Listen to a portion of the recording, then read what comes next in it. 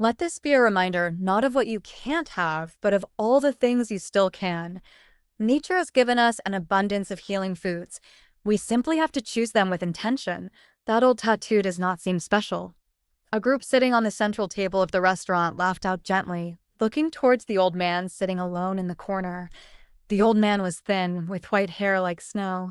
He wore a worn jacket, and his left arm revealed an unbridled tattoo. He said nothing. He just held his glass of water. But minutes later, a young Navy SEAL entered, and when his eyes stopped on that tattoo, the whole room suddenly was silent. And you, would you get up or would you turn like everyone else? On Sunday morning, the New Holland Central restaurant was full of people. It was a discount for veterans. On a corner table, an old man of about 80 years, thin, with a prosthetic metal leg, was sitting in silence with a small food tray and a glass of water. His name was Robert Ellis, once a logistics technician, with an old tattoo on his left wrist, a cross dagger on an anchor. Four middle-aged men at the nearby table looked sideways while eating. I bet he drew it. That tattoo seems old. What kind of soldier does not have a veteran card? A waitress approached, tilting her head gently. I'm sorry. Someone complained that you are bothering others. Could you sit in the outer area, sir? Robert remained silent, just nodding. He picked up his tray. And he got up, fighting to the door with his right hand holding the tray and the left grabbing his cane while walking. A boy in line asked his father, Dad, why does that man walk so strange? The father approached his son, whispering, He's only a homeless. Ignore him. When Mr. Tullis passed by the men's table, one deliberately spoke high enough, If he is really a SEAL, then I must be a general. The whole table exploded in laughter. Robert did not react. Just a tear fell from his chin to the tile floor. No one stopped him. No one asked. The manager watched from behind the counter, doubting, but then turned around to help another client. Robert's shoulders hunched slightly while pushing the door with his shoulder, struggling to balance his tray, his cane, and his dignity, all at the same time. The sunlight outside was harsh, making him narrow his eyes while looking for an empty table in the outdoor seating area, which was almost empty despite the pleasant climate. Maybe that's why they moved him there, out of view, where his presence would not bother the other clients. Each step was a small battle. The prosthetic leg that had served him for decades creaked slightly, needing maintenance that he could not afford. His pension barely covered rent and medicines. A waitress watched, her young face worried through the window. She had just started working at the restaurant, but something in the way the old man behaved, despite humiliation, moved her. There was a dignity there, buried under years of neglect and disdain. Robert found a small table near the edge of the patio, carefully placing his tray before sitting in the metal chair. The food was already cooling, eggs and toast, a simple Veterans Day special he had saved to enjoy. He looked back through the window to the bustling restaurant. Inside, people laughed and talked, sharing stories and meals.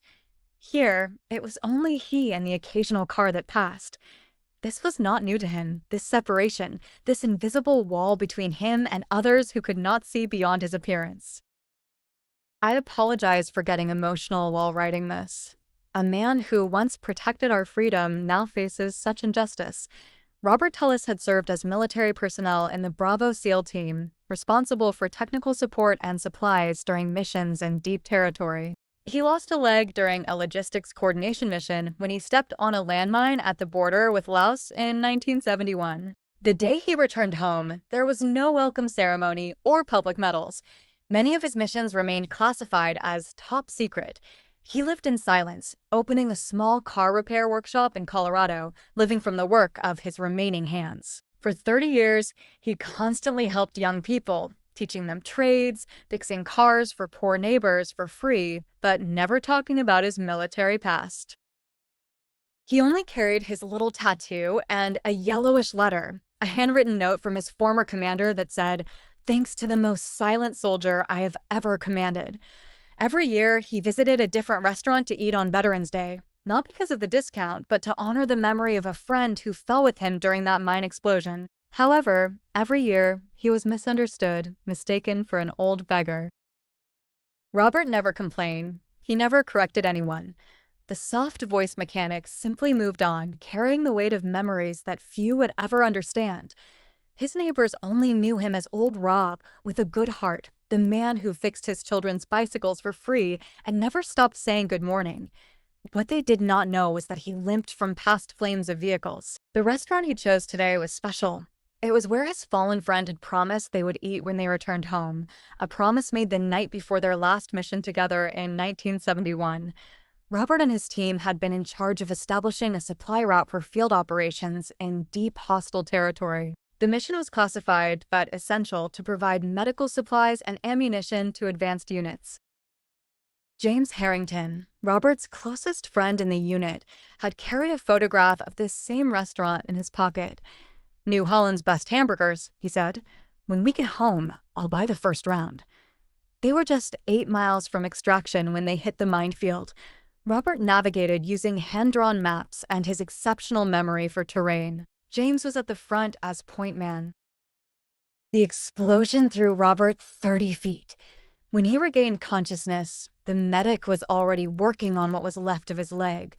Through the fog of pain, he saw them zip the body bag over James's face. 4 other men were injured that day, but everyone returned home alive because Robert, despite his wound, had remembered the extraction coordinates and guided the medical evacuation helicopter to their location through heavy radio interference. His technical skills, which some dismissed as if they were not real combat, saved 5 lives that day, but he could not save James. So, every year on the anniversary, Robert found a restaurant. Sometimes he could afford a hamburger, sometimes just a coffee, but he sat and remembered and honored a promise that only he remained to keep. The tattoo, a dagger through an anchor, was not the standard SEAL badge. It was something his small unit had designed, a personal emblem that only the 8 carried. Now, as far as Robert knew, he might be the last living to bear it. When Robert reached the threshold, the back door opened. A young soldier dressed in black civilian clothes with a high and tight military haircut and a determined walk entered. His name was Jackson Miles, 27, currently a SEAL on leave for a few weeks. Jackson noticed the old man with the distinctive tattoo clearly visible on his left wrist. He froze, his eyes wide open. "Excuse me, sir. Were you in the Bravo SEAL team?" Robert started a little, lifting his gaze. "A long time ago, but I was part of it." Jackson stood firm, rendering a proper military salute in the middle of the bustling restaurant. "Sir, you're the one they tell us about in the training field. Ellis G7, right?" Mr. Tellis was too emotional to speak. Jackson turned to the service counter. "This restaurant has no right to ask him to leave. If someone feels uncomfortable in the presence of a living legend, perhaps they should go out for a little air." The group from the nearby table blushed with shame. One got up quickly and left. A nearby elderly woman stood slowly, applauding. Then a row of other customers also stood. Robert said nothing, but gently squeezed Jackson's hand. "Thank you, son. That a single person recognizes it is enough." Jackson wasn't done. He walked to the center of the restaurant and spoke clearly. "This man before you coordinated the extraction of 17 wounded soldiers during Operation Swift Current.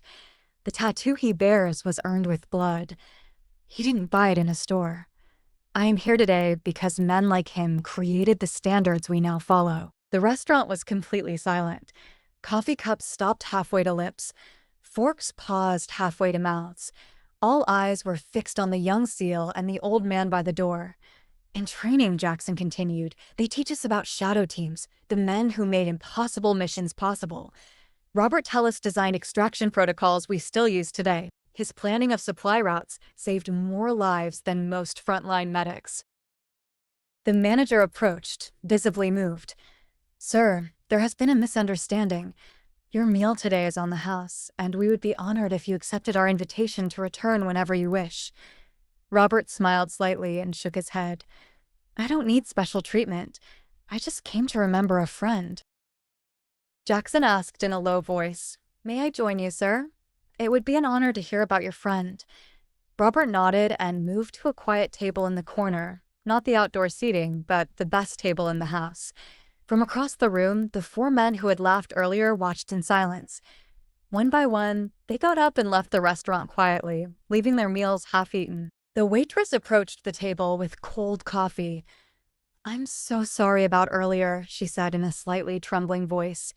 "My grandfather was also in Vietnam. He never talked about it." Robert looked at her, seeing something familiar in her eyes. "What was his name?" he asked gently. "James Harrington," she replied. "I never met him. He died before I was born." Robert's hand trembled as he reached for his wallet, pulling out a worn photograph. "Your grandfather," he said quietly, "promised to buy me a hamburger here someday." A week later, the local newspaper published a small article, "The Old Soldier and the Salute That Silenced an Entire Restaurant." The photograph, capturing the moment Jackson saluted Mr. Tellis, spread through social media, garnering millions of shares. The community began visiting the restaurant to ask about Mr. Tellis. Many were surprised to learn he lived just 3 blocks away. A group of schoolchildren sent handwritten letters to his home, saying they wanted to hear him tell stories about those who had sacrificed. Jackson returned to his base, but every month he sent a handwritten letter to Robert. The following spring, the city organized a ceremony honoring 12 silent veterans, with Robert the First invited to speak. He simply said, "I don't represent anyone. I'm just someone who tried to do the right thing and lived in silence." In the audience, Jackson stood in the middle row, hand silently on his heart. What began as a simple moment of recognition transformed the city. Robert's workshop became a gathering place where veterans could find not only free repairs, but understanding without words. When local schools needed a speaker for Memorial Day, Robert arrived quietly, never speaking of himself, but of the meaning of service and the importance of remembering those who never returned. The tattoo that once sparked mockery became a recognized symbol throughout the community, replicated on a small plaque outside the city hall with the words, "Honor the Silent." Jackson's naval career flourished, but he never forgot his connection with Robert. During training sessions with new recruits, he shared the story of the old logistics officer who created supply routes that saved countless lives. On Robert's birthday, a surprise awaited him at his door. Jackson, now an instructor, stood with 7 young SEALs who had traveled to meet the man behind the stories they had heard. The most surprising was Sarah Harrington, the waitress from that day, who had brought her family to meet the man who served with her grandfather. "He would have been proud to know his granddaughter met you," Robert told her, his voice firm despite the emotion in his eyes. The city renamed the street where Robert lived Silent Service Way, not only for him, but for all those whose contributions occur behind the scenes, out of the spotlight. When Robert died 3 years later, hundreds attended his funeral, many wearing small pins depicting a dagger crossing an anchor. His coffin was carried by Jackson and 5 other active-duty SEALs with full military honors that had been denied for decades. The old prosthetic leg that had carried him through years of silent service was replaced in his coffin by a new one provided by a veterans organization inspired by his story to improve medical care for elderly veterans. On his tombstone, beneath his name and dates, were simple words that summed up a lifetime. His silence spoke volumes. His service changed lives. If this moment touched your heart, perhaps it's time we stop forgetting those who gave everything in silence. Subscribe to Tales on Air for more veteran and moving stories that still resonate in our hearts.